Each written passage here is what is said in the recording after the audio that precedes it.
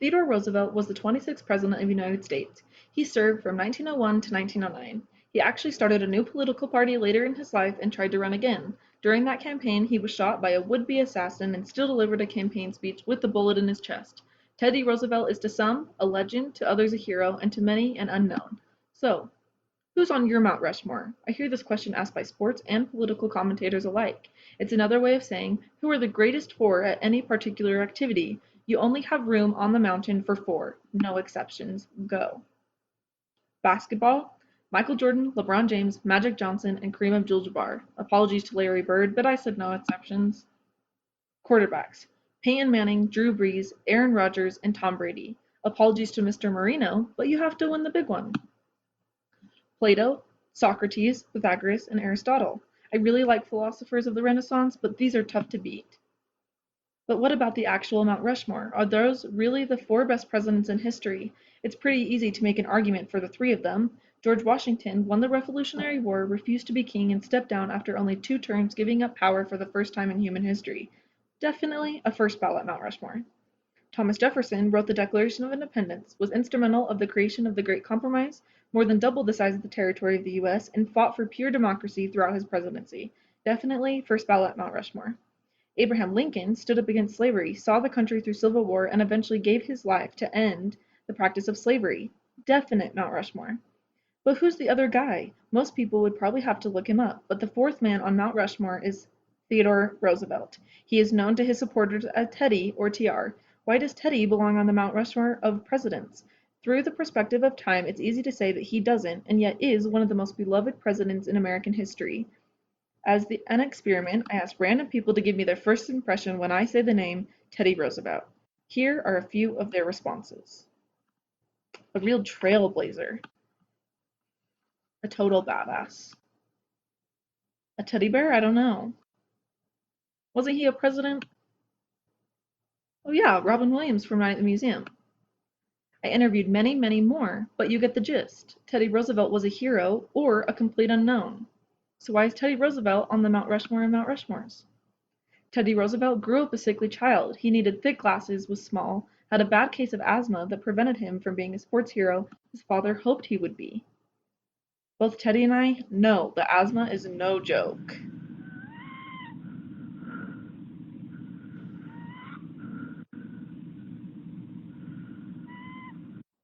These health issues also seemed to prevent him from being the burly, adventurous, tough guy that he always wanted to be. Teddy carried a chip on his shoulders throughout his entire life, vowing never to allow health problems or fears to stop him, and they didn't.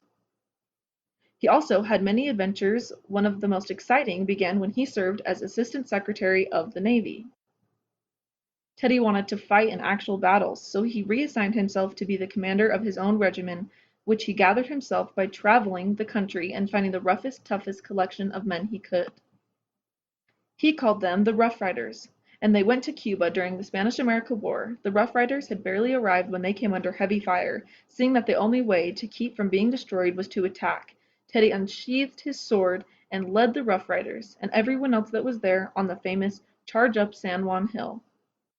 They were outnumbered, under heavy fire, and disobeying orders, but the Rough Riders proved they were capable, and Teddy Roosevelt became a national hero. The charge up San Juan Hill led to victory in battle and in politics. He returned a war hero and was elected as vice president to President McKinley.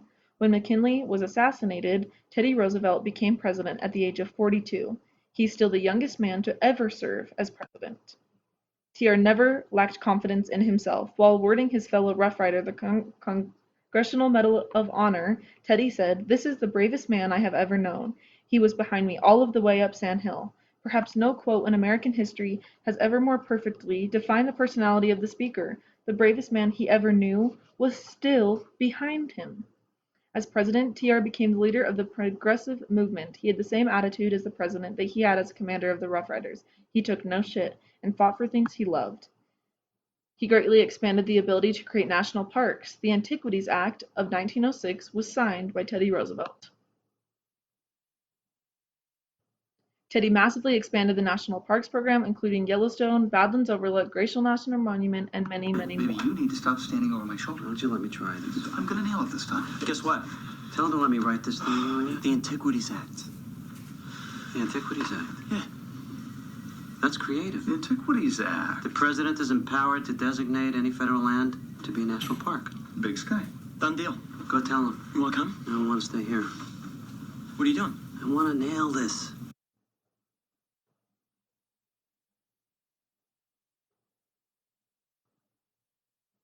He's also famous for breaking up trusts and monopolies. TR almost single-handedly destroyed abusive monopolies in oil, power, railways, and banking, taking on heavyweights like Rockefeller, Morgan, and Carnegie, who were the richest men in the world at the time. He did this by aggressively using the Sherman Antitrust Act. He was a supporter of both labor and management, and because he was trusted by both sides, he was able to negotiate the end of potentially deadly coal strike of 1902. To increase the trade, he had the vision and talent to complete construction of the Panama Canal. He initiated the Square Deal, which most people probably won't remember, but the Square Deal was the predecessor and the main reason for the New Deal, a program created by TR's great-nephew Franklin D. Roosevelt, also known as FDR. Had the Square Deal never come about, the New Deal would never have happened. So you can say what you will about whatever president should be fourth on the Mount Rushmore, but I'll take the current lineup and be happy. Do you like national parks? Thanks, TR. Are you glad that competition drives prices down and wages? Thanks, TR. But perhaps the most important thing Theodore Roosevelt did for this country was give us a quote. I know you're thinking quotes are just words. They are not as important as actions, but in this case, I think it's incorrect. You see, this particular quote has defined the United States foreign policy for more than a century now. It is the very basis of our military identity. I'll go further. I think it's the basis of the identity of Americans themselves. I know it's how I live my life. I don't want to cause trouble, but if trouble starts, I'm not running away. TR said it best. Walk softly and carry a big stick.